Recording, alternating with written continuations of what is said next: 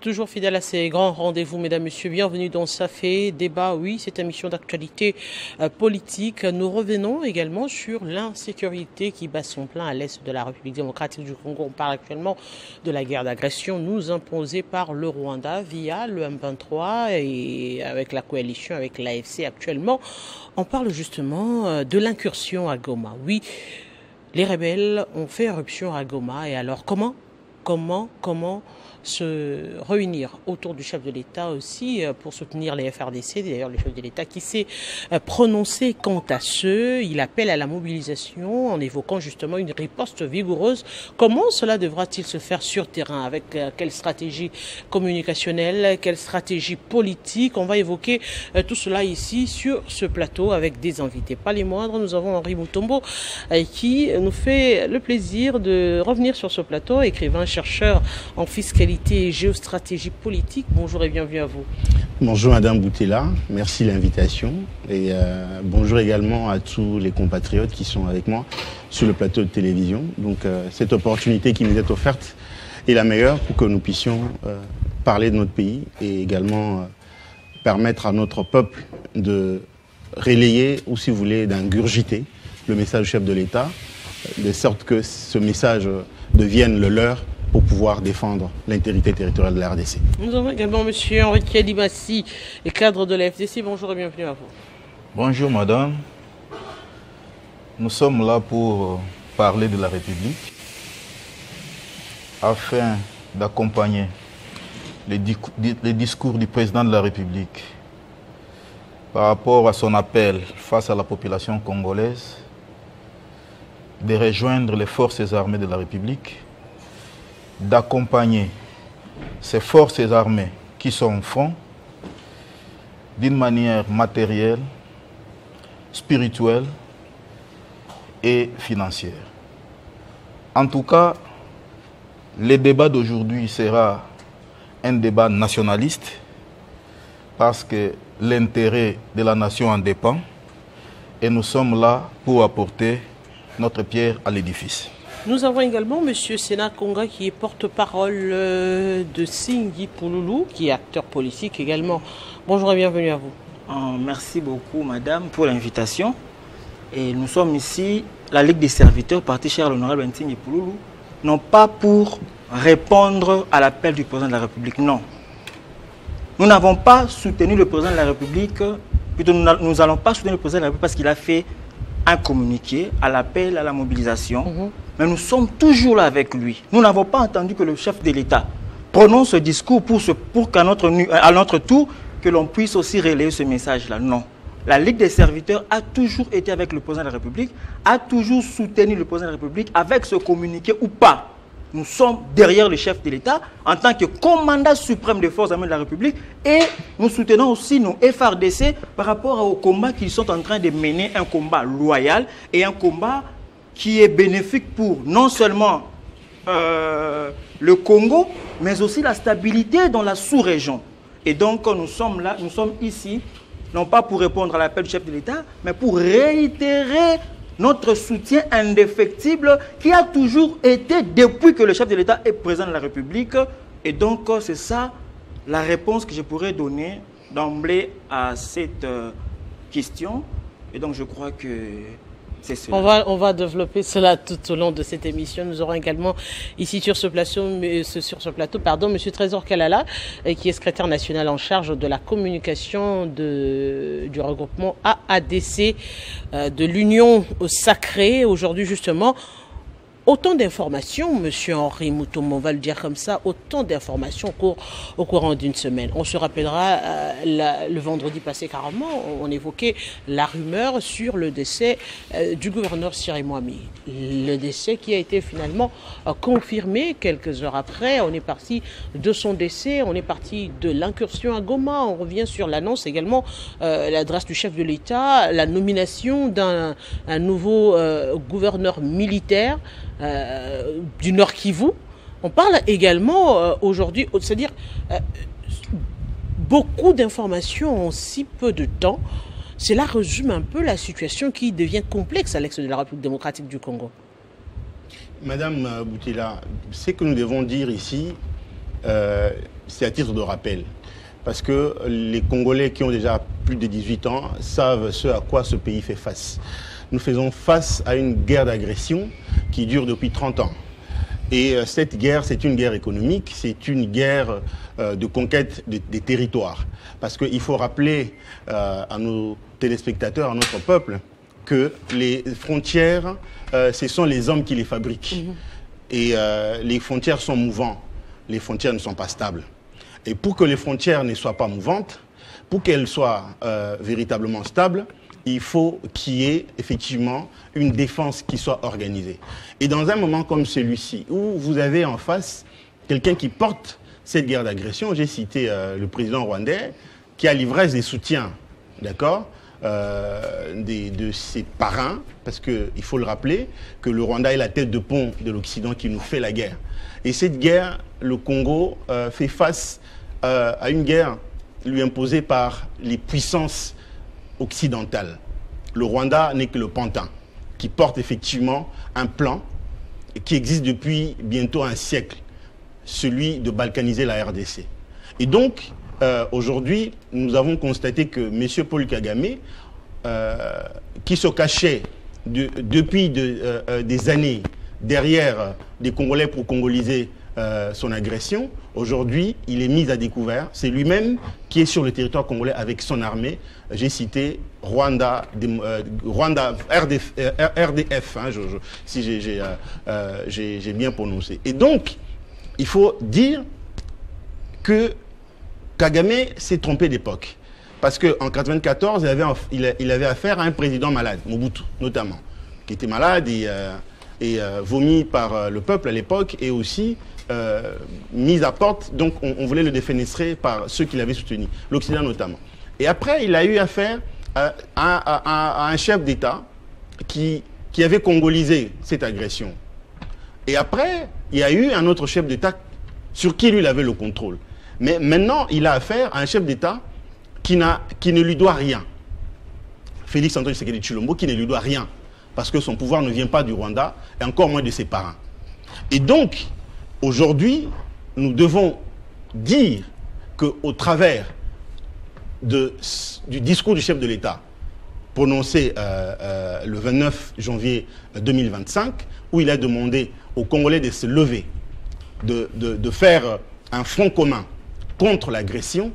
Donc cet appel ne peut nous laisser indifférents. Il faut dire aux Congolais, aux étudiants, aux jeunes, ceux qui rêvent un jour de devenir président de la République, mon frère, madame, vous, ou n'importe qui ici, il y en a qui certainement mûrissent ce désir ou ce souhait un jour de devenir chef de l'État, mais ils vont devenir président de la République sur quel territoire?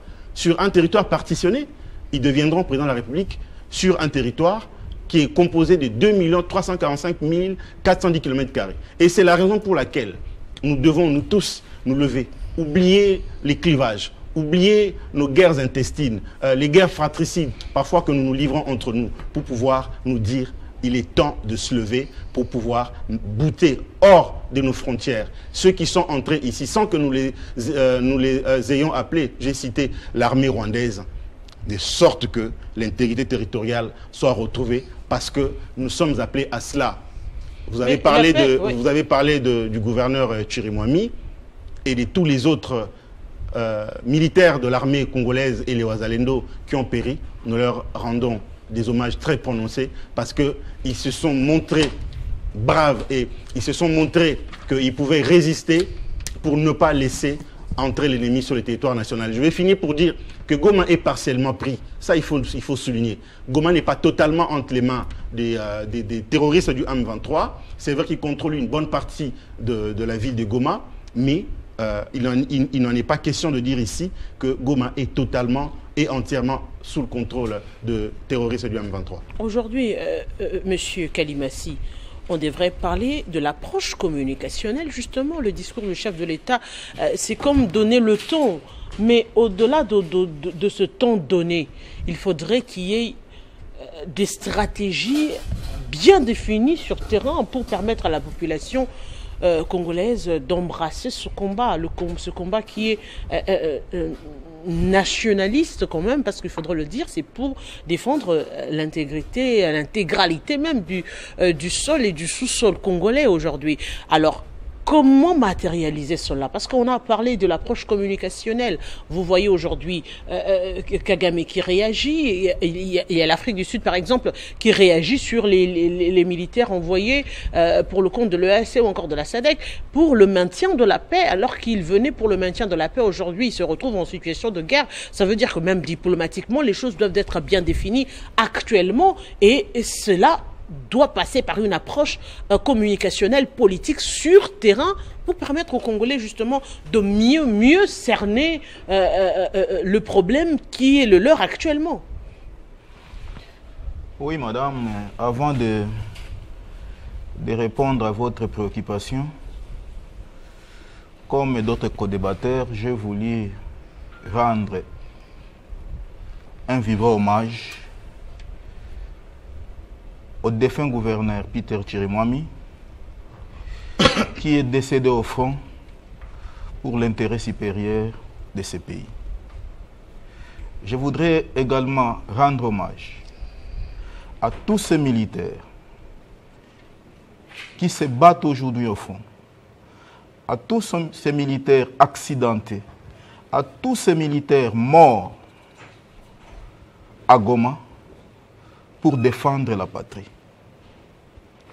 Et c'est là où je ne suis pas d'accord avec mon frère de Singi Pouloulou, qui dit que ils ne sont pas là pour soutenir le président de la République. Écoutez, le discours du président de la République d'aujourd'hui, c'est un discours circonstanciel. Un discours lié à un État ou à une situation que le pays est en train de connaître aujourd'hui. Et tout le monde, tout Congolais épris de paix, attendait ce discours. Et je crois que c'est la raison même de ce safé débat d'aujourd'hui, pour qu'on essaye de décortiquer ce discours du président de la République, en fait d'ajouter un plus par rapport à ce qu'il lui a mis dans son discours comme mot. Vous devez savoir, madame, quand bien même que vous parlez de stratégie, le chef de l'État, avant de prononcer son discours, il ne l'a pas fait à dessein. Étant entendu qu'avant de prononcer son discours, il a eu d'abord à rencontrer le Conseil supérieur de la défense. Il a eu à rencontrer les membres du gouvernement d'une manière restreinte. Il a eu à rencontrer l'équipe des présidents des différentes institutions, afin d'étudier les modalités pratiques, pourquoi pas les stratégies, et d'échanger, parce que quand bien même qu'il incarne la nation, il a besoin de nos idées, il a besoin de nos échanges, de nos apports par rapport à tout ce qu'il peut avoir comme politique par rapport à cette guerre de l'Est. Certes, le président de la République n'est pas magicien pour avoir tout en lui, raison pour laquelle il a besoin de notre accompagnement. Et c'est ce que nous sommes en train de faire ici. Et vous constaterez que dans les discours du président de la République, parce que tout Congolais attendait que le président de la République dise que je vais réunir les congrès, les deux chambres en congrès, disons, et déclarer la guerre au Rwanda. Mais vous constaterez que pour des scientifiques, le chef de l'État, dans son discours, il a été très diplomate. Quand bien même que l'intention aujourd'hui par rapport à l'humiliation qu'est fait face la République, Le chef de l'État n'a pas voulu se prononcer directement, mais il a été diplomate. Et vous devez savoir que moi, Kalimasi, en tant qu'analyste politique, de par le discours du président de la République, de par l'intervention de notre ministre des Affaires étrangères auprès des Nations Unies, de par les différentes rencontres ou réunions qui se sont tenues, je vous rassure, madame, quand bien même que le M23 et le Rwanda ont pris Goma, je vous rassure que c'est une question de jours. Nanga, Kagame et les Rwandais, militaires rwandais, vont libérer Goma sans qu'il y ait crépitement de balles. Parce que Goma, c'est une terre congolaise. Les Rwandais ne peuvent pas se prévaloir, attaquer Goma et y rester comme si la RDC n'était pas membre des Nations Unies. Si réellement nous sommes membres des Nations Unies, si nous sommes là dans les différentes organisations régionales et internationales, si la RDC c'est un état de droit, je crois que Rwanda va quitter la République démocratique du Congo et la population de Goma reprendra sa quiétude et sa paix. Nous recevons également ici sur ce plateau, je reviendrai pour dire bonjour à M. Trésor Kalala qui nous a rejoint ici sur ce plateau. Merci beaucoup madame pour l'invitation. Je profite les co-débatteurs. Je m'excuse pour le retard. Dieu merci, nous sommes là. Comme vous le savez, ça a toujours été un plaisir de nous retrouver sur le plateau Télé 50 parce qu'ici, nous avons la facilité de rencontrer un plus grand nombre. Je ne cesserai aussi de rendre mes hommages à cette grande population du Nord Kivu et plus particulièrement pour ceux qui se retrouvent à ce net moment à Goma, nos FARDC et même le Wazalendo. Je pense que nous passerons des bons moments et la population sera édifiée par la qualité et le niveau de notre débat. Madame. Voilà, on va revenir vers vous, le temps de continuer le tour du plateau. 30 secondes. On est complémentaires. Hein. Je voudrais préciser une chose par rapport à ce que mon frère Kalimati vient de dire. Dans les discours du chef de l'État, c'est vrai que les gens ont attendu que le chef dise « je déclare la guerre ».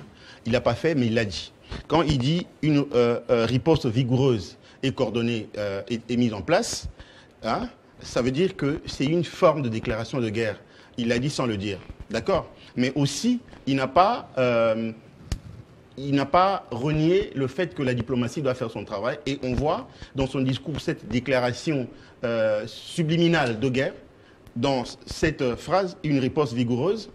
Et aussi quand il parle du processus de Luanda. Donc c'est-à-dire qu'il dit, en même temps, on va faire la guerre, mais on ne va pas non plus laisser tomber le côté diplomatique parce que dans l'histoire même des conflits du monde, il y a toujours eu ces deux aspects. Il y a un aspect de la guerre et aussi un aspect de la diplomatie. C'est juste le côté complémentaire que je voulais ajouter. C'est une nuance, justement, lorsqu'on parle de riposte vigoureuse, ce n'est pas en rapport avec la défense du sol congolais. Parce que défendre le sol congolais est différent d'agresser le Rwanda.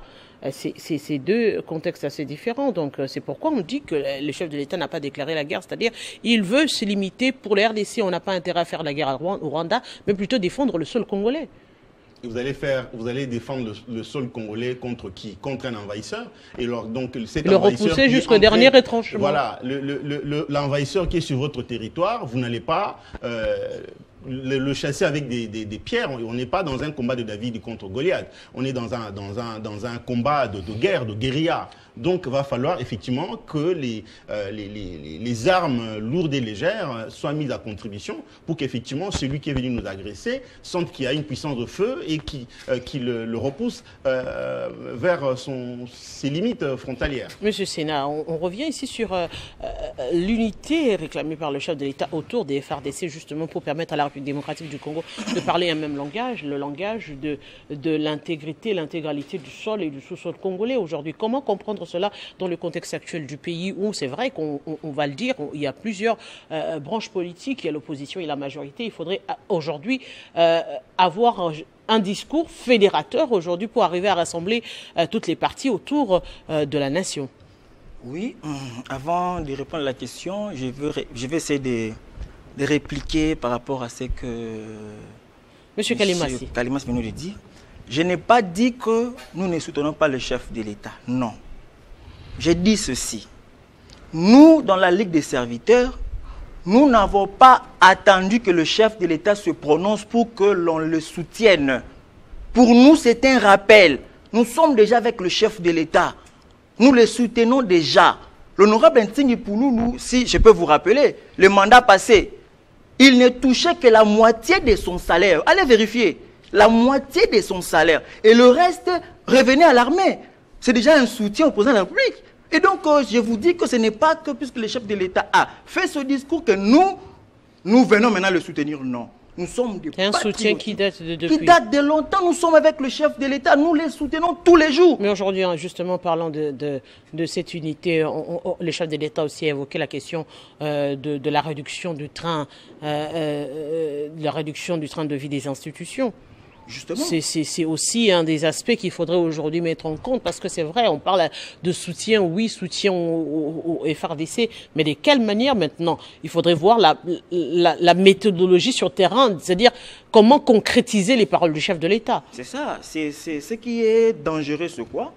C'est que les Congolais, tout le monde, attendent que des discours de déclaration. Non. Les déclarations ne vont rien faire. Vous êtes corrupteur. Vous êtes détourneur. Et puis vous venez maintenant faire la mobilisation. Alors que vous n'aimez pas le pays. Vous n'aimez pas déjà le pays. Les militaires sont au front. Ils ont besoin des moyens. Le chef de l'État a besoin d'acheter des armes et consorts. Lorsque vous détournez l'argent ici, lorsque vous faites de la corruption ici, la gabegie financière, est-ce que cela permettra à ce que le chef d'État puisse faire face à cette situation? Non. Ça veut dire que le soutien n'est pas des déclarations. Non, il ne faut pas que des déclarations. Non. Le vrai soutien au commandant suprême, c'est de travailler pour l'accompagner à réussir son mandat. Et parce qu'à ce stade, il faudrait ce qu'on appelle l'adhésion populaire. Mais l'adhésion populaire, lorsqu'on voit dans le gouvernement déjà, il y a des anciens rebelles. Dans nos institutions, il y a des anciens rebelles qui ne sont pas différents des Nanga. Ça veut dire ce que Nanga a fait aujourd'hui, ça a commencé depuis. Avec le RCD, avec le CNDP, avec le M23 et aujourd'hui M23 AFC. Pourquoi nous sommes toujours dans ces cercles vicieux? On ne trouvera jamais des solutions avec ce que nous faisons. Quand on nous attaque, on prend une partie de Goma, des déclarations de soutien. Non, non, non. Il faudrait soutenir le chef d'État par notre façon de faire les choses. Si nous avons les armements, si nous avons des outils pour attaquer le Rwanda, vous pensez que ces petits pays-là de Rwanda, avec ces présidents voyous de Kagame, pourra faire face à nous? Non! Il faudra accompagner le chef de l'État autrement, pas par des déclarations. Mais maintenant, nous sommes dans une situation de fait. Il y a une situation d'agression qui est constatée aujourd'hui. On parle des stratégies à mener maintenant dans le contexte actuel pour aujourd'hui fédérer tout le monde, pour aujourd'hui, on va le dire, l'heure de plus à pointer du doigt qui est qui. L'heure aujourd'hui, c'est de fédérer d'abord les Congolais ensemble pour voir comment trouver des solutions. Nous sommes là pour ça, madame. Mais seulement, les mêmes causes produisent les mêmes effets. Nous, en politique, il ne faut pas toujours subir, non. Il faut anticiper. Nous anticipons déjà. Au-delà des discours que nous faisons, au-delà de tout ce que nous pouvons faire, que cela ne s'arrête pas qu'au discours. Par exemple, les députés peuvent se décider aujourd'hui qu'on leur paye que la moitié. Ils attendent de quoi pour cela? Vous pensez qu'avec des déclarations verbales comme ça va résoudre les problèmes? Non. Les ministres qui sont là au gouvernement, ils peuvent demander au chef de l'État, dire que non, à dater d'aujourd'hui, nous ne prenons que le 30% de notre salaire. C'est là aussi soutenir le chef d'État, c'est soutenir le FRDC. Ce n'est pas que par des déclarations, c'est ça mon problème. Je ne refuse pas que l'on soutienne l'armée. Je ne refuse pas que l'on soutienne le commandant suprême. Mais il ne faut pas s'arrêter qu'aux simples déclarations. Parce que Kagame, je ne dirais même pas de Kagame, les Occidentaux qui utilisent Kagame comme pantin. si vous me permettez, le Rwanda a toujours eu à utiliser des groupes armés pour pénétrer le Congo. Et aujourd'hui, avec le président de la République, le Rwanda n'a plus la même mise dans l'armée, avec des réformes et tout. Maintenant, il cherche à tout prix revenir à l'époque du régime passé où il y avait des accords. Je peux vous dire aujourd'hui, en 2012, le M23 n'a pas été défait. Non, il y a eu un accord. Si aujourd'hui Tshisekedi se réveille pour dire que j'accepte l'accord avec le Rwanda, la guerre termine. Et ce n'est pas ici le problème de Tshisekedi. C'est le problème de la nation. Mais justement, c'est à ce niveau que nous sommes en train de parler des stratégies communicationnelles aujourd'hui. Parce qu'il faudrait avoir un langage. Il faudrait avoir un langage clair pour que le Congolais comprenne la dimension du combat aujourd'hui. Ce n'est pas la majorité et l'opposition. La dimension du Congo aujourd'hui, on parle balkanisation, on parle ressources minières. Et aujourd'hui, ce narratif-là, vous les politiques, vous ne l'aviez pas jusqu'à maintenant. C'est comme ça que nous disons que le chef de l'État à la population congolaise, ce que le chef de l'État est en train de faire, ce n'est pas pour lui. En un seul jour, Tshisekedi peut terminer cette histoire s'il a accepté les accords. C'est comme ça que lui-même l'a dit. Il n'a pas de compte à rendre à Kagame. Est-ce que Tshisekedi a de compte à rendre à Kagame? Il a gagné en 2018. Il a gagné avec plus de 73% en 2023. Il a de compte à rendre à la population et non à Kagame. Si Kagame a des accords, qu'il attend que le Congo lui donne des avantages, il va y voir Kabila qui est à l'étranger. C'est avec lui qu'ils ont signé ces accords-là. Sinon, excusez-moi le terme, avec l'ancien président Mouzé d'heureuse mémoire, avec l'accord de l'Émirat au Rwanda. Mais ici, c'est une autre époque. Il s'agit du président Félix Tshisekedi qui n'a jamais été dans un quelconque conflit armé, qui n'a jamais été dans ces histoires-là de Kagame. Mais il hérite d'une nation et la nation a une histoire. On va passer à monsieur. On va revenir vers vous. La nation a une histoire. Quand on hérite aussi de cette histoire-là. C'est comme ça que nous disons à la population que ce problème, ce n'est pas le problème de Tshisekedi. Tshisekedi, jusqu'aujourd'hui, c'est un problème du Congo.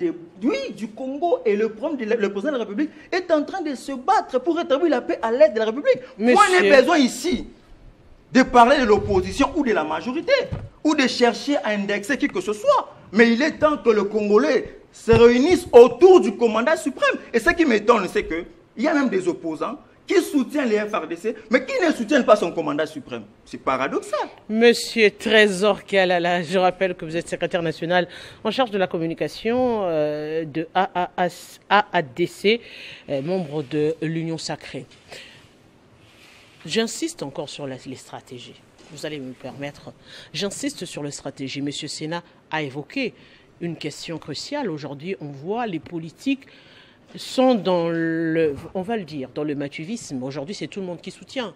Et si c'est pas sur Internet, quelqu'un met sa photo et écrit 2 phrases, je soutiens les FRDC, je soutiens le président de la République. S'il n'y a pas des discours ou des messages à la télé, comme un peu des spots et consorts, je soutiens.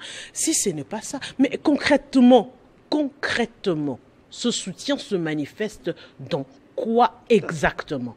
Comment cela devrait-il se faire? Parce qu'aujourd'hui, c'est vrai, on va évoquer la question, par exemple, de l'approche communicationnelle. Non, ne suivez pas l'Internet, c'est que l'Internet dit est faux. Mais l'approche communicationnelle établie est laquelle pour permettre aujourd'hui aux Congolais de s'informer à chaque heure, à toute heure, pour avoir les informations de la République auprès des institutions, par exemple. Merci beaucoup, Madame Boutella, pour la verve oratoire que vous m'offrez. Ici, il faut noter que la guerre est sur plusieurs dimensions. La guerre est sur la dimension opérationnelle, c'est ce que nos FRDC sont en train de faire, et nos Wazalendo. La guerre est sur la dimension diplomatique, c'est ce que le président de la République est en train de faire. À ses côtés, notre ministre des Affaires étrangères. La guerre est sur la dimension communicationnelle ou médiatique, c'est très important. Et on peut aller même sur une dimension spirituelle. Et la guerre est aussi économique. Alors, je recule sur la dimension communicationnelle parce qu'on dirait que c'est ça les débats que j'ai trouvés sur la table. Effectivement, lorsque on voit un chef de parti politique ou d'un regroupement politique soutenir nos FRDC ou les présidents de la République, ce n'est pas mauvais. Mais moi, je crois qu'il faut aller dans la profondeur des choses. c'est lorsque le président de la République dit, par exemple, il va veiller à ce que l'on puisse réduire le train de vie des institutions. Le chef a dit, il a donné le ton, mais derrière, l'effectivité doit suivre. Et là, ce n'est pas le chef de l'État. Là, ce sont les animateurs de ces institutions. Donc, on doit nous dire aujourd'hui, par exemple, par le ministre des Finances ou du Budget, et même le Parlement, on nous dit, un ministre, exemple, touché 10 000 $, dorénavant, il touchera 2 000 $. Un député touché, il semble, 14 millions de francs, dorénavant, il touchera 2 millions de francs. Donc, on doit être précis et concis. Donc, pragmatique. Je crois que ça sera là la façon d'aider les chefs de l'État. Alors, la communication pour cette période de guerre, nous devons adapter notre communication à cette dimension-là parce que la guerre est aussi communicationnelle.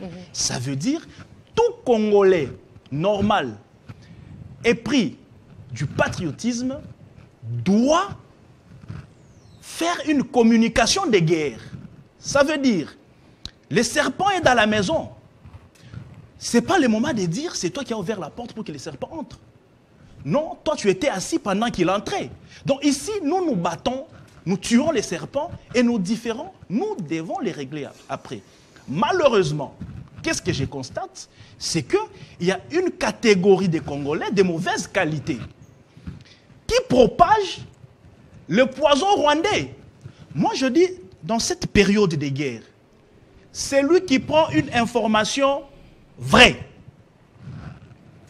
Il la propage. Mais si cette information est de nature à décourager nos FARDC, à décourager la population, cette information vraie, relayée, c'est aussi une autre forme de trahison parce que c'est une arme que tu viens de tirer sur l'ensemble des compatriotes. Là, c'est politiquement que vous réfléchissez ou communicationnellement? Parce que le débat, il est à plusieurs dimensions. Comme Congolais lucide et patriote. Madame Boutella, est-ce que vous savez que dans cette guerre, les Rwandais ont perdu beaucoup d'éléments? Beaucoup d'éléments. Mais vous ne verrez pas leurs cadavres sillonner dans les réseaux sociaux. Dans cette guerre, les Rwandais ont commis beaucoup de défaites. Mais eux, ils savent cacher leurs défaites. Mais c'est la discipline. Ils savent cacher leur nudité, leur faiblesse. C'est une discipline militaire imposée, leur imposée. Je ne parle pas de militaires ici, je parle de Congolais, surtout les civils. Disons-le. C'est pas le Congolais lambda qui est là, qui reçoit des images sur son téléphone parce qu'il a connexion à Internet. Attendez. Le problème, est-ce que c'est la personne qui reçoit l'information ou c'est la personne qui communique l'information?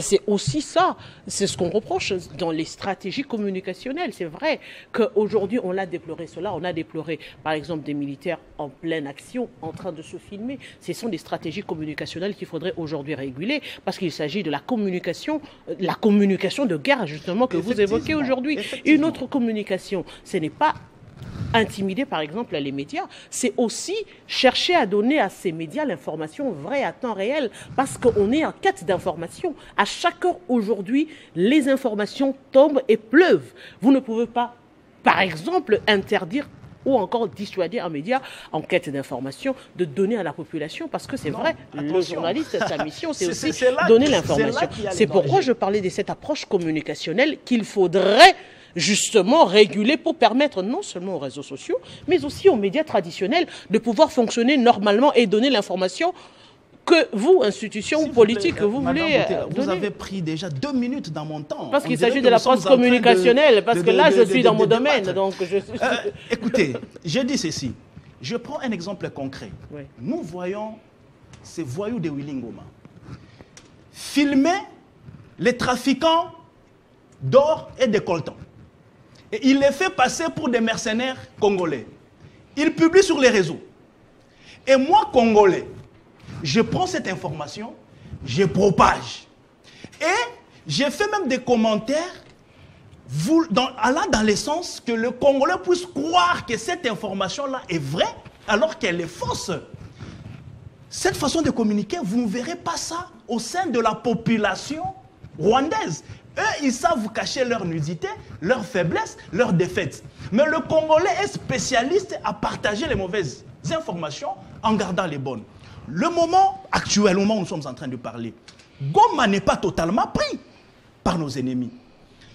Ces agresseurs ont pris une partie et l'autre partie est occupée par les Ouazalem de l'FARDC. Mais vous verrez que la majorité des Congolais, ils vous disent et ils partagent même les images, même la conférence de presse de ces voyous-là, ils partagent, ce sont des Congolais. Vous ne verrez pas ça au Rwanda. Vous ne verrez jamais un Rwandais publier la photo d'un cadavre rwandais. Donc eux, ils sont disciplinés. C'est à cette dimension-là que moi je suis en train d'amener le peuple congolais. Nous devons aller dans une dimension de la communication des guerres, éviter de propager le poison rwandais, faire voir notre force et cacher nos faiblesses. Monsieur, nous ne devons pas, s'il vous plaît, juste par là, nous ne devons pas être comme l'enfant de Noé qui est entré dans la maison, il voit son père ivre et nu, il quitte à l'extérieur pour aller crier que notre papa est ivre et nu. Et cet enfant-là a été maudit. Donc, la nudité de notre pays, qui est notre père et notre mère, ne doit pas être dévoilée à l'extérieur. Notre nudité doit être couverte, doit être cachée. Donc même vous de la presse, c'est ce que je dis, tu vois une information vraie. Mais quand tu analyses l'information, tu vois que cette information est de nature à décourager nos forces sur le terrain, est de nature à démobiliser la population. Je ne communique pas cette information-là, parce que nous sommes dans une période spéciale de guerre, d'où tout est contrôlé et doit être bien suivi. Il ne suffit pas de dire que c'est vrai, même si ça doit décourager nos forces armées ou la population. Là, j'aimerais bien le rencontrer comme intervenant parce qu'ici, je suis au milieu du village. Madame Alex, on va ici, comprenez que nous sommes en guerre, souffrez avec vos informations, vraies ou fausses, mais il y a un angle qu'on doit prendre comme un pays qui est dans une posture des gens qui se battent. Monsieur Moutombo. Pas dévoiler nos faiblesses devant les ennemis. C'est vrai, on est en train de parler de l'unité. D'accord. Cela voudrait également parler d'une stratégie politique pour fédérer ces Congolais. Effectivement. Je voudrais ici parler de quelque chose de très important. Parce que je suis les compatriotes qui sont ici. Il va falloir que nous puissions éviter la querelle des responsabilités. Ça, c'est très important. Le pays connaît des difficultés énormes. Je voudrais effectivement que nous ne puissions pas non plus parler d'individus, mais que nous parlions de la République. Parce que quand la République est malade et l'enfant est malade, on soigne d'abord la République. Parce que l'enfant peut mourir, mais il faut qu'il y ait une terre pour l'enterrer. Alors, par rapport à la communication, moi je crois, ou les stratégies, parce que vous avez posé... Les stratégies. Les stratégies. Moi je crois qu'il faut qu'il y ait une task force au niveau de la présidence. Je sais qu'ils sont en train de nous suivre. Une task force au niveau de la présidence, où toutes les mesures mises en place au niveau stratégique et communicationnel, que cette task force suive pour dire, voilà, qui est monitoring et suivi. Pour dire, on avait dit qu'on fera ceci ou cela, à quel niveau nous en sommes.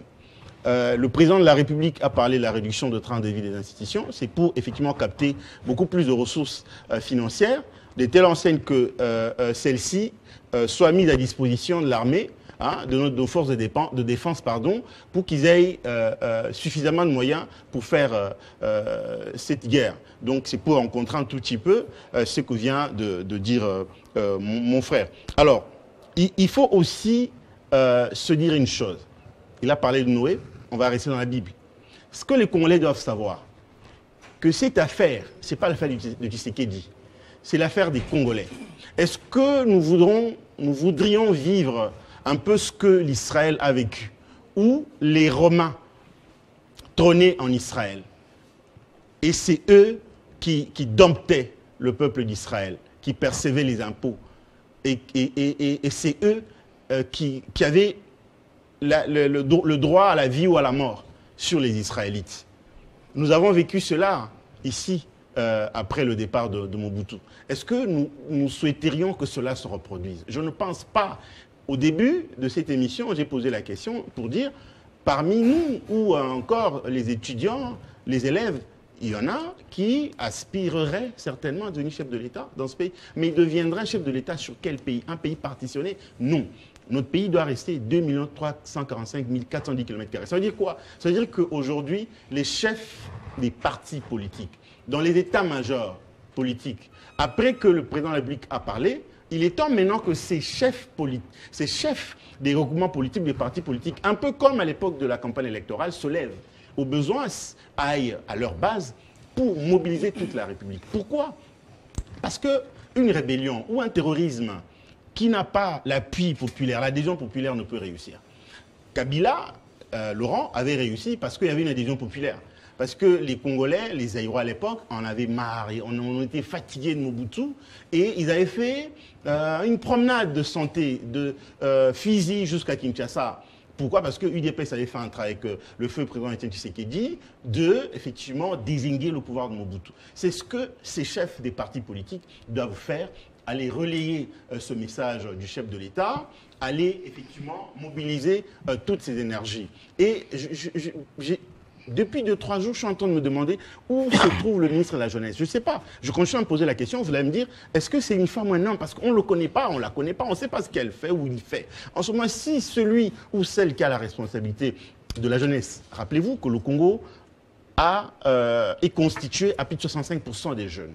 C'était le moment où cette personne devait se lever pour galvaniser les énergies jeunes. Madame, je vais finir. Mais cette approche, lorsque le chef de l'État s'exprime, le chef de l'État, le garant du bon fonctionnement des institutions, s'exprime sur cette question de l'agression rwandaise.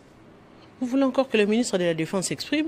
Le ministre de la Jeunesse s'exprime? Madame, ou bien ce sont des stratégies qui devraient se faire sur terrain? Madame, disons-le.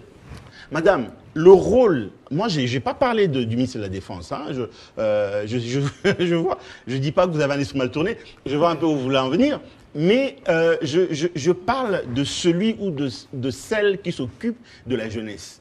Parce qu'aujourd'hui, regardez ce qui avait été fait spontanément, je crois mardi, ici dans la ville de Kinshasa, un peu partout, c'était le patriotisme. Ça n'avait pas été, une révolte de clivage. C'était les Congolais qui se sentent menacés et qui s'étaient levés. Donc, le ministre ou la ministre de la Jeunesse... Parlons-en. J'arrive. Est-ce que je peux finir mon idée? Oui. Est-ce que je peux finir mon idée, madame, s'il vous plaît, ne me coupez pas. Donc, celui ou celle qui s'occupe de la jeunesse doit mobiliser cette jeunesse, madame, pour dire, le président de la République a demandé qu'il y ait l'enrôlement, que les jeunes se lèvent pour s'enrôler dans l'armée. En tout cas, je vous encourage. Voilà ce à quoi nous faisons face. Ici à Kinshasa, à Bukavu, à Goma, partout, un peu partout, cette personne peut voyager ou peut parler pour pouvoir mobiliser cette jeunesse. J'en appelle également à la vigilance des parents. Parce que nous avons des enfants qui sont au primaire, à l'université, ainsi de suite. Les parents peuvent relayer le message de la vigilance auprès de leurs enfants pour dire attention, parce que vous parlez de la stratégie communicationnelle, quand vous avez vu un message, pour rejoindre ce qu'a dit tout à l'heure mon frère, quand vous avez vu un message qui dénigre ou en diffusant ce message, ça va démoraliser ou ça va, si vous voulez, faire avancer, faire progresser la psychose, ne le faites pas. C'est aux parents également de le faire. Et aussi aux écoles, d'enseigner à nos enfants que cette guerre que nous avons aujourd'hui vient du Rwanda parce qu'il y a les velléités expansionnistes du Rwanda, qui est la tête de pont de l'Occident, dont le seul objectif et le seul leitmotiv, c'est la désintégration de la RDC et la confiscation de nos richesses. Vous allez enseigner ça quand, lorsque vous enseignez l'histoire, vous enseignez Christophe Colomb et mais j'en appelle effectivement irrémédiablement au changement narratif. Il est temps maintenant de le faire rapidement. Le ministère de l'Enseignement peut rapidement rédiger quelque chose allant dans ce sens pour pouvoir effectivement faire voir à nos enfants le combat qui nous guette. Parce que la RDC est à la croisée du chemin. Nous sommes au bord du précipice, il faut qu'on se le dise. Ce n'est pas parce que nous sommes ici en train de parler des bons Français, mais le Congo est menacé. L'histoire retiendra que si notre génération ne se lève pas pour bouter, mettre hors d'état de nuire ces envahisseurs, nous serons tenus responsables. Mais de ce qui justement, nous arriverait si nous ne lèvons pas. La jeunesse que vous appelez à se lever, la jeunesse là n'a pas été encadrée. On a vu mardi, on a vu, il y a eu des tracts, il n'y a pas des mesures qui ont été prises justement par les leaders politiques et autres, et même par le gouvernement pour encadrer cette marche. Conséquence, celle qui devait être une marche pacifique a été tournée justement à des casses et pillages et autres. La foule n'a pas d'état d'âme. Non, c'est aussi prévenir, c'est gouverner, c'est aussi prévenir. Madame, la foule n'a pas d'état d'âme. La foule n'a pas d'état d'âme, ça il faut le retenir. Mais aussi, il faut retenir une chose. Dans la famille, il ne manque pas de brebis galeuses. Donc, il y en a eu, qui ont profité de cette situation. Moi, je déplore, bien entendu, ce qui s'est passé. Mais il faut dire que la foule n'a pas d'état d'âme et tenant compte de la colère. Madame, est-ce que vous savez que ça fait 30 ans qu'on nous tue et nous comptons des millions d'âmes perdues? Monsieur Mutombo, disons-le, il suffit juste que l'opposition annonce une marche, envoie le déploiement de la police pour surveiller, ou encore pour dans les points chauds, pour surveiller, alors que le tract a évolué pendant 24 heures. Il n'y a aucune disposition qui a été prise justement pour sécuriser, parce qu'il s'agit aussi de la politique communicationnelle. Ne cassons pas ce que nous avons construit nous-mêmes aujourd'hui. C'est vrai, revendiquer, c'est bien beau, mais casser, piller, voler, c'est une autre paire de manches. Aujourd'hui, on ne va pas exprimer notre couleur en plein 21e siècle en cassant et en pillant ce que nous considérons comme des supermarchés qui sont là pour nous aider également, en mettant des pneus dans la chaussée pour casser cette chaussée, alors qu'aujourd'hui, c'est tout Quinois ou encore Congolais qui est en train de crier qu'on n'a pas de route, qu'on n'a pas de route. Est-ce que la conséquence, justement, c'est aussi prévenir cela? Je ne suis pas favorable à ce qui s'est passé, nous condamnons cela, mais retenez une chose, c'est que la foule n'a pas d'état d'âme, la police a pu récupérer rapidement cette situation pour remettre de l'ordre. Donc, ça fera partie de notre histoire qu'il y a eu, à telle date, tels événements, parce que les Congolais étaient exténués de ce que vit son pays depuis plus de 30 ans. Monsieur Kalimasi, on revient encore justement sur cette unité, sur le soutien au FRDC. C'est vrai, Monsieur Sénat l'a évoqué, les stratégies sur terrain. Monsieur Trésor également l'a évoqué. Aujourd'hui, le chef de l'État s'est exprimé, ça fait, je crois, 48 heures aujourd'hui. Donc, ça veut dire que en principe, on devrait attendre une communication chaîne qui devait se suivre, mais il y a silence radio, que ce soit au niveau des leaders politiques, que ce soit au niveau des partis politiques, qui restent sur le message de soutien au chef de l'État et des FRDC, mais on ne sent pas cette continuité pour relayer et embraser, vous qui regroupez autant de jeunes dans vos partis politiques. Madame, vous savez, dans un débat aussi crucial pour la République, surtout devant cette situation qui nous guette, nous pouvons parler ici comme peut-être des perroquets, mais nous devons savoir que cette situation, telle que l'a dit le président de la République, c'est une humiliation pour nous tous. Raison pour laquelle nous devons éviter les discours populistes quand nous sommes dans un débat pareil. Nous devons savoir que ce sont nos frères qui meurent à l'Est. Et là, je suis très content parce que ça n'a pas commencé aujourd'hui. Quelles que soient nos différentes provinces, mais lorsqu'il s'agit de la République, tous les Congolais s'unissent comme un seul homme pour défendre l'intérêt et la cause de la République. Et c'est pour cette raison-là qu'aujourd'hui, quand bien même que les multinationales ou les Occidentaux ont toujours cherché à balkaniser l'Est de la République démocratique du Congo, face à cette unité, ils n'ont jamais su le faire. Par rapport aux stratégies, vous devez savoir que c'est là où peut-être je voudrais conscientiser les peuples nandais du Nord Kivu. Parce que, comme vous le savez, c'est la meilleure des stratégies que le président de la République vient de prendre aujourd'hui. De nommer M. Kakule Soko comme gouverneur. Un sujet nandais. Parce que, comme vous le savez, c'est le gouverneur Kassivita qui était là. Son départ par rapport à la politique ou à au comportement de la population nande qui est une population un peu fermée. Cette population n'était pas contente du départ de Cassivita et de nommer un gouverneur militaire qui n'était pas du coin. Et après celui-là, quand bien même que Peter Chirimwami était du Grand Kivu, vous devez savoir qu'il était chi. Les Nandes étaient encore mécontents. Parce que tout ça, ça fait partie des stratégies. Mais aujourd'hui, le président de la République vient de nommer un Nande. Et si vous écoutez son discours à Beni, vous comprendrez que le discours du nouveau gouverneur, c'est un discours révoltant qui pousse ou qui demande à toute la population nande de voir leur sol qui est piétiné aujourd'hui par les Rwandais. Voilà la meilleure des stratégies que le chef de l'État vient de mettre en place.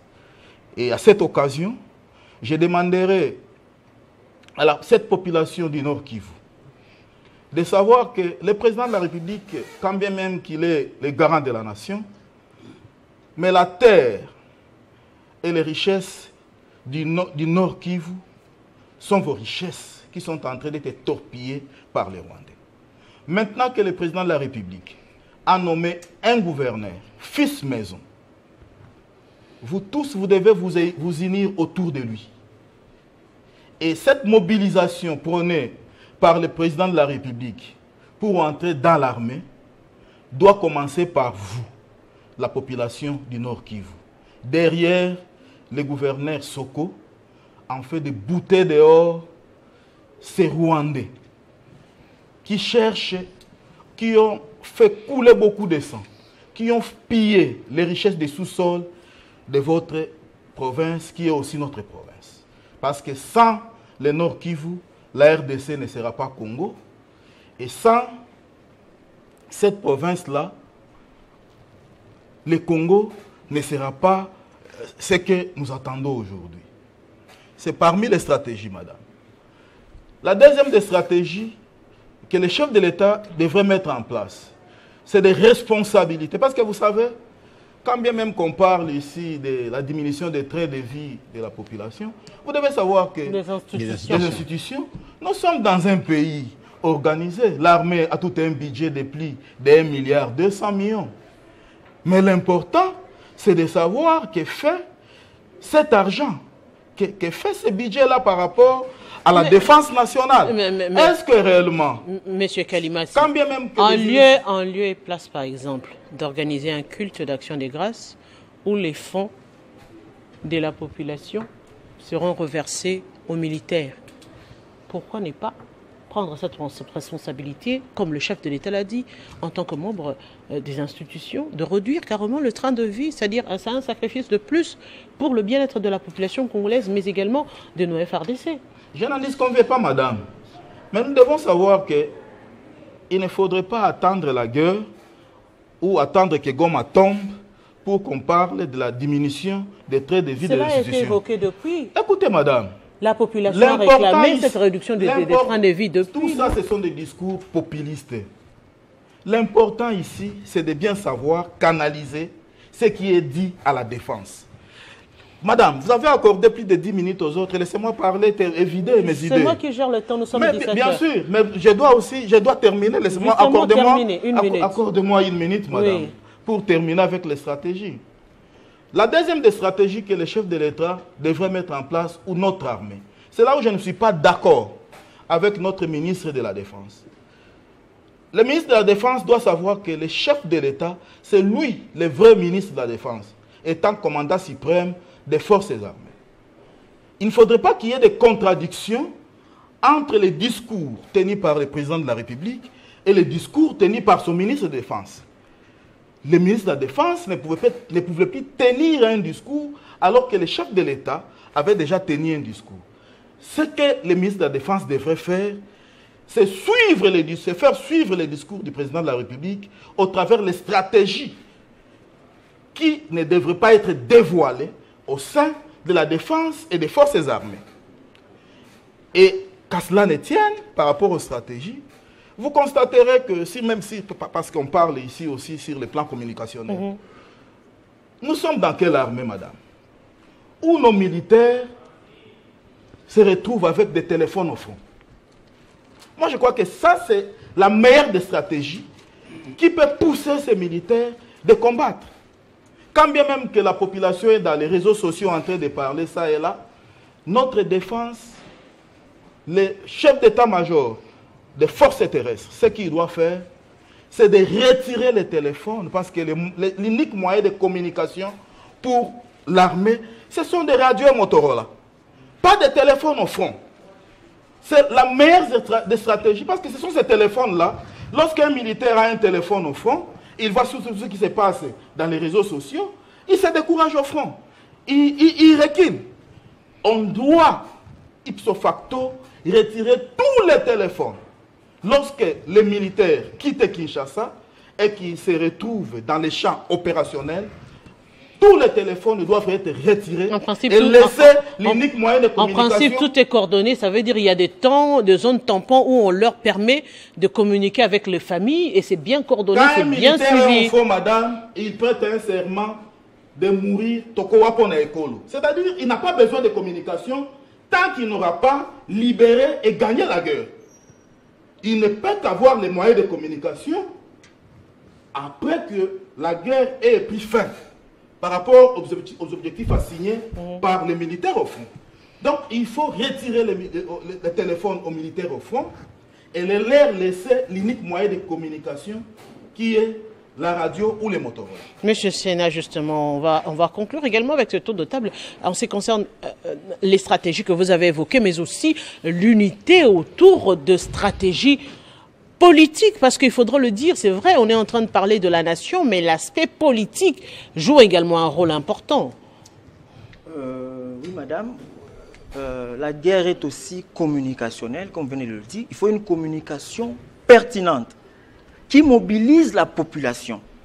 Alors, par rapport aux mesures, premièrement, nous demandons au chef de l'État d'appliquer effectivement, au gouvernement congolais, d'appliquer effectivement la loi de programmation, qui a déjà été promulguée par le chef de l'État. Tout est là pour résoudre ce genre de problèmes. Il y a cette loi-là, il faut l'appliquer effectivement. Ça, c'est la première stratégie. Deuxième stratégie, il faudrait changer le narratif.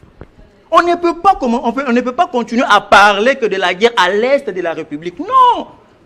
En Ukraine, là-bas, vous n'entendez pas parler même dans les médias la guerre à l'est de l'Ukraine. Non! Ou soit à l'ouest, je ne sais pas moi où. C'est la guerre en Ukraine. Il faudrait que l'on parle de la guerre en République démocratique du Congo. Plus question de la guerre à l'est. C'est comme si c'est quelque chose qui est loin de nous à Kinshasa et qu'on se... Non! C'est le pays qui est attaqué par le Rwanda, soutenu par les Occidentaux. Parce que laissez-moi vous rappeler que le Rwanda, c'est toujours ça. Il a toujours utilisé des Congolais, AFDL, aujourd'hui M23 AFC, comme une capote afin de pénétrer le Congo jusque dans la matrice de ces institutions. Et cette histoire doit s'arrêter. Il faut parler de la guerre ici en RDC et non de la guerre à l'est de la République. Autre stratégie. Eh bien, il faut sanctionner les médias, audiovisuels ou en ligne. Ce qui se passe ici ne peut pas se faire en Russie. Le danger est réel. Vous ne pouvez pas. Je vois les Congolais. Quand vous envoyez une vidéo ou un message qui prouve à ce que les FARDC gagnent du terrain ou font des exploits, on te demande directement c'est quoi la source. Donc tu dois vérifier. Mais quand il s'agit de messages de Rwandais, on ne demande pas des sources. On les relève facilement. Qui là? Ce sont les individus. Il ne faut pas parler des médias parce que les médias c'est autre chose. Non, je dis ceci. Les individus entre réseaux sociaux. Les médias aussi, non, les médias aussi sont en train de décourager la population. J'ai suivi, je ne sais pas si je peux citer le nom du média, mais j'ai suivi une radio en place qui est en train de... J'étais vraiment ce jour, je n'ai pas bien dormi. Quand on nous dit que non, il n'y a plus moyen que l'on fasse de renforts à Goma, en tout cas la situation est très difficile là-bas. Mais c'est une panique, ce n'est pas normal. Il faut rassurer la population. Alors ça, c'est par rapport aux médias. Des médias pareils, il faut les sanctionner, les fermer comme en Russie et ainsi de suite. L'autre stratégie, madame, tous les jeunes de 18 ans ou plus doivent faire la formation militaire parce que le danger est réel. Il faudrait des stratégies, des mesures à la taille du danger qui nous guette. C'est la balkanisation. S'il serait possible, au-delà des FARDC, nous pouvons prendre des armes pour défendre notre intégrité territoriale. Monsieur Sénat, pour demander à tous ces jeunes Congolais de 18 ans de faire une formation militaire, il faudrait d'abord commencer par rassurer le Congolais que les militaires qui sont au front ont suffisamment de ressources. Parce qu'aujourd'hui, je vous rassure aussi qu'un parent qui a son enfant à l'école, ici déjà sur ce plateau, on demande aux enfants de 18 ans, chacun prend son enfant et l'amène à l'armée. Chacun des parents ici, vous allez dire non. Parce que vous savez aujourd'hui que tous les jours ici sur ce plateau, on réclame l'argent des militaires, les conditions des militaires, les conditions des militaires, les conditions qui deviennent toujours... C'est aussi ça le problème. Il faudrait déjà commencer par changer, comment dirais-je, les conditions des militaires. Commencer par accorder à ce fonction de militaire une valeur plus-value. Non, on a vu avec Mouzé, qu'on a mis par exemple, à l'époque, c'était $100 pour le militaire. Oui. Les gens qui sont allés volontairement s'inscrire parce que je disais, oui, ça me garantit quelque chose. Aujourd'hui, ce n'est pas le cas. Non, je ne dis pas que les jeunes de 18 ans intègrent l'armée, non. Je ne parle que de la formation. Oui. Donc vous pouvez faire autre chose, vous êtes joueur, sportif, et tout ce que vous voulez. Mais une formation militaire, parce que le danger est là. Nous devons savoir comment manier. Parce que s'ils entrent ici à Kinshasa, on fait comment? On saura comment nous défendre. Non, il faudrait qu'il y ait... Vous voyez par exemple au Corée du Nord, ils savent que les dangers permanents. Mais là-bas, même des chanteurs... C'est ça justement. Alors c'est comme ça que je vous dis. Non, c'est comme ça que je vous dis. Donc il faudrait qu'il y ait des formations militaires. Même si vous allez faire autre chose, même une formation de 3 mois, que vous savez manier l'arme et tout, avoir certaines techniques de sécurité. Juste ça, à partir de 18 ans ou plus. Autre stratégie, madame. Ce n'est même pas une stratégie, je parle aux Congolais qui nous entendent. Qui nous attend en ce moment. Beaucoup disent que nanga. Est-ce que vous savez les conséquences? Même ces opposants-là qui parlent, qui soutiennent l'armée, comme je viens de dire, ils soutiennent l'armée et non le commandant de cette armée, le commandant suprême de cette armée. C'est paradoxal, c'est de la mauvaise foi. Est-ce que vous savez qu'aujourd'hui, par miracle, ou je ne sais pas moi comment, c'est une hypothèse, que Nanga arrivait jusqu'à Kinshasa? Mais nous reculerons en tout cas 20 ans, je ne sais pas moi combien d'années en arrière. Parce que, nous allons perdre la gratuité d'enseignement qui est appliquée par le chef de l'État. 2, la gratuité de la maternité. Vous pensez que ces Rwandais-là viennent ici et vous assurez la gratuité d'enseignement comme Tshisekedi le fait. La gratuité de la maternité comme Tshisekedi le fait. Non. Les assignations budgétaires. Aujourd'hui, on attend 20 milliards. Vous pensez que si tout tombe par terre, ceux-là qui viennent peuvent faire tout ça, nous allons revenir à 3 milliards, à 2 milliards et tout. Monsieur le Trésor, rapidement. Et autre chose, nous allons perdre également l'instauration continue de l'état de droit. Parce qu'aujourd'hui, il y a des ministres qui sont inquiétés, il y a des DG, il y a des... Même le directeur des cabinets chef de l'État a été poursuivi. Chose qui n'a jamais été faite. Ces avancées-là, vous pensez que après que ce Rwandais qui est soutenu par les Occidentaux viennent prendre le pouvoir au Congo, vont assurer tout ce que je viens de vous dire. Et la liste est encore là. Nous allons beaucoup perdre. C'est comme ça que nous demandons à la population d'être derrière le chef de l'État. Il ne se bat pas pour lui seul. Si Tshisekedi se battait pour lui, aujourd'hui, cette guerre aurait pris fin. Parce qu'il accepte les accords avec le Rwanda. Tout est fini. Et Tshisekedi gère le pays. Mais Tshisekedi est là pour l'intérêt de la nation. Et nous disons au chef de l'État, nous, en tant que Ligue des serviteurs, nous allons l'accompagner jusqu'au sacrifice suprême. Nous sommes avec lui, ensemble avec le peuple congolais. Comme je vais chuter par ici. C'est pas vous qui chutez. Un peuple qui ne se libère pas est un peuple qui est condamné à l'esclavage. En un seul mot, vous êtes retardateur, toujours tard. Hein? En un seul mot. Je suis muselé sur ces plateaux. Tout le monde a parlé calmement. Vous avez donné 10 Les retardateurs ont tort. Ah non. Il faut équilibrer. 2 minutes et pour conclure. Monsieur Kalala, un dernier mot. Pas sous pression, s'il vous plaît. C'est quoi la question? Un dernier mot. On est en train de conclure avec les stratégies justement pour permettre à ce que nos FRDC puissent l'emporter. C'est bon. D'abord, ici, il faut noter que depuis que le Congo est Congo, on n'a jamais mis le moyen dans l'armée comme on le fait maintenant. Pour démontrer qu'il y a une ferme volonté de mettre fin à ce qui se passe à l'est de l'Afrique du Congo. Malheureusement, j'ai constaté 3 sortes de personnes qui ne veulent pas que cette guerre puisse finir. Premièrement, nous avons un problème de Congolais. Il y a des Congolais dans la population complices de ce qui se passe à l'est de la République démocratique du Congo, ce qui est totalement malheureux. Nous avions vu certaines images où on voit des femmes, soi-disant qu'elles vont au champ avec des bidons jaunes, mais à l'intérieur, il y avait des munitions qu'elles allaient donner dans les camps de l'ennemi. Nous avions vu des familles encadrer les miliciens dans leur maison. Et là, vous voyez, c'est une complicité de la population. Au-delà de ça, deuxième catégorie. De certaines personnes au sein de la population. Et des zones occupées. Notre catégorie, c'est la catégorie de politique. Nous sommes sans ignorer que ce qui se passe à l'Est, il y a beaucoup de tireurs de ficelles. Ici à Kinshasa, dans nos institutions, ils tirent les ficelles là-bas. Et ils sont les premiers même à faire des déclarations, à pleurer, dans les larmes des crocodiles.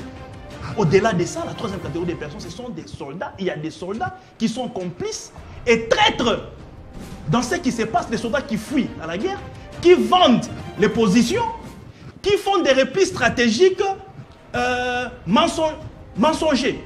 Tout ça parce qu'ils ont touché quelque chose et ils trahissent la nation. Et c'est par là que je vais plonger directement dans votre question qui consiste aux stratégies. Je commence par là. Un traître, il faut l'abattre.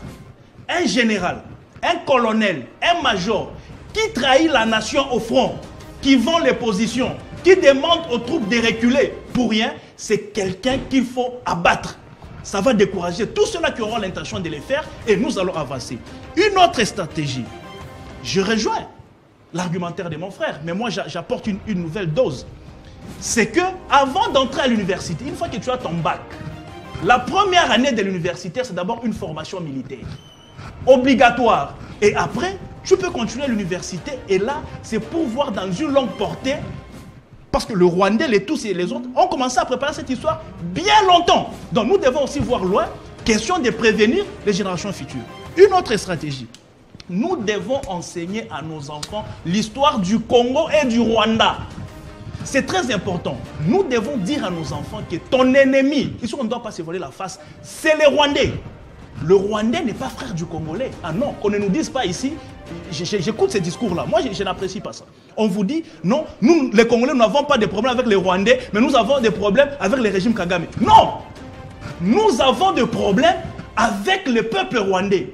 Parce que si les Rwandais n'admettaient pas ce que Kagame fait, ou ce que le régime Kagame fait, ils auraient dénoncé. Ils auraient fait des marches chez eux.